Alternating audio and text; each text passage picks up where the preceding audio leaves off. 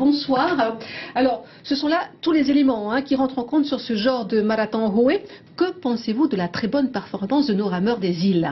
Tout d'abord, bonsoir. Je voudrais tout d'abord vous remercier Polynésie Première pour les directs que vous avez mis en place depuis hier. Ça fait plaisir de voir tous les images. C'est vrai que depuis le premier jour jusqu'à aujourd'hui, on voit une équipe de TT qui est vraiment... c'est les nuages aujourd'hui. Ils ont gagné les 3 étapes. Ça fait longtemps qu'on ne voit plus une équipe gagner les 3 étapes.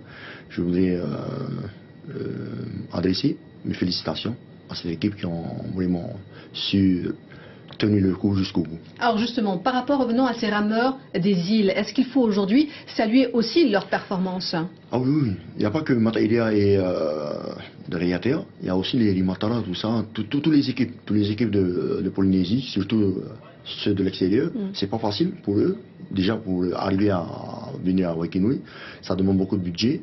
Je voudrais les encourager à aller plus loin et à être dans les 10 premiers pour les années à venir, comme Mataïlia.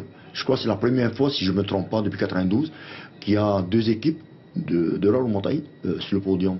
C'est la première année, je crois. Et vous parlez en connaissance de cause, puisque vous-même, vous êtes entraîneur, et à votre actif, on a la Team OPT, victorieuse donc à la Hawaii Kinui. On a aussi Veirao, qui n'a obtenu jusqu'à aujourd'hui aucun titre. Vous le disiez, être dans une entreprise, ça favorise. Est-ce qu'il faut comprendre que les rameurs en entreprise ont plus la gagne que ceux qui ne sont pas en entreprise?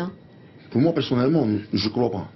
C'est pas parce que tu es dans une entreprise que tu peux gagner. Non. La preuve, nous, on était à Veirao. On était un petit club. C'est des jeunes que j'ai pris à l'âge de 13 ans, 14 ans.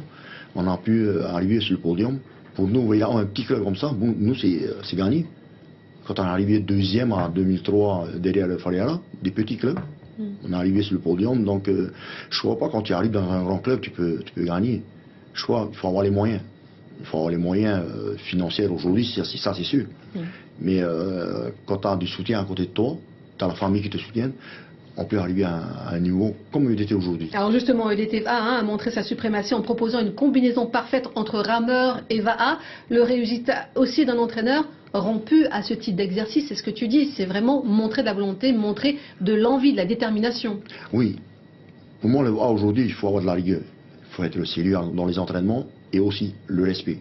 Non seulement le respect envers soi-même et le respect envers l'entraîneur. C'est ça qu'on demande aux rameurs aujourd'hui. Et surtout, avoir le respect du VA.